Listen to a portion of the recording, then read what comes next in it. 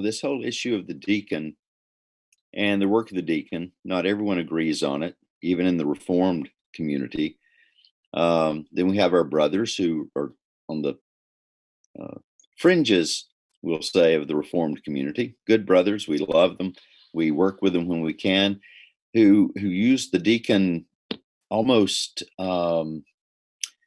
synonymously with the way we think of elders. Right. And so, Sure. talking about deacons is sometimes a bit like talking, especially if you're in mixed company.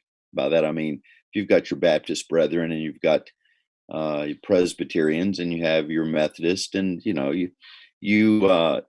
it's a bit like talking about baptism. I remember I grew up Baptist. I was a Southern Baptist pastor's son, so I grew up in the pastorium, as the Baptist called it back Really? then, and and then I learned the word manse and parsonage and all those other names for it. But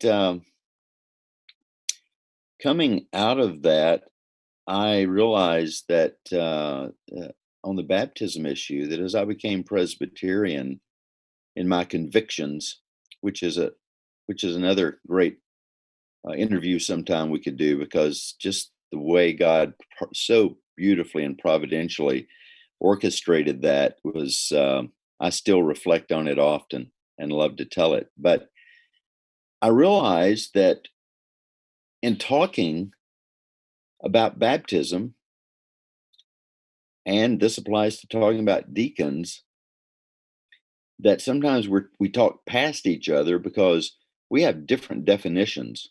Hmm. We're talking to our dear Baptist brethren.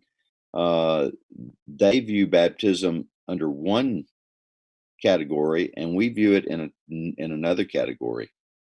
And so it's like apples and oranges almost, and you keep talking past each other. And so with the deacon, you have to on the front end say, well, let's talk about the deacon, uh, and let's talk about who he was in the New Testament context, not just uh, who he is today or who he was in earlier epochs of church history. But let's go back to the New Testament and let's consider this.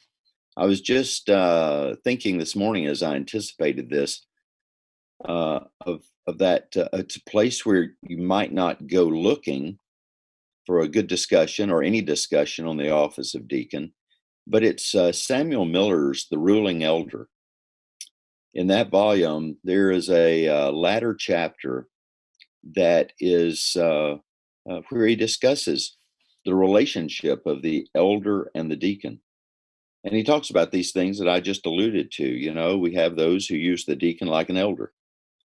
And then he says, and two, sometimes the deacon gets lost and subsumed in the eldership. Hmm.